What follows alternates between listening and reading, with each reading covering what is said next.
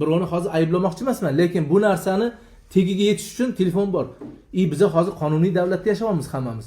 Bu narsa bo'yicha tergov ketyapti. Birinchi kundan beri boshlangan tergov jarayoni boshlangan, hozirgacha ketyapti. Ertaga sud bor. Buni biz hal qilmaymiz sizlar bilan. Buni sud hal qiladi bu narsani. Sud hal qiladi. Mana bu yerda Ozodapa u klipda misol uchun bo'lmaganlar. Ular faqat zakaz hisobida zakaz berilgan, bularga klip olib beriladi deb o'sha klip jarayonida bo'lgan voqea bu. Biza hozir haqqimiz yo'q kimgadir tuhmat qilib qo'yishga, bilib bilmasdan xohlagan narsani qo'yib yotibmiz. Ozgina insof qilinglar-da, telefon bo'lsa, mana telefonimizga qilib, bemalol nima savolinglar bo'lsa javob berishga biz tayyormiz.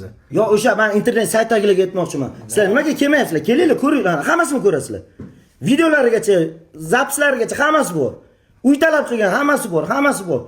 Lekin unga hamma abdushi qaradi, bu qiz oyoqqa tursin, bu qizni biza nima qilamiz, nima deydi, erta tuzalib ketgandan keyin hali yana birga ishlaymiz degan niyatlarda qilingan, yaxshi niyatda qaralgan bu qizga.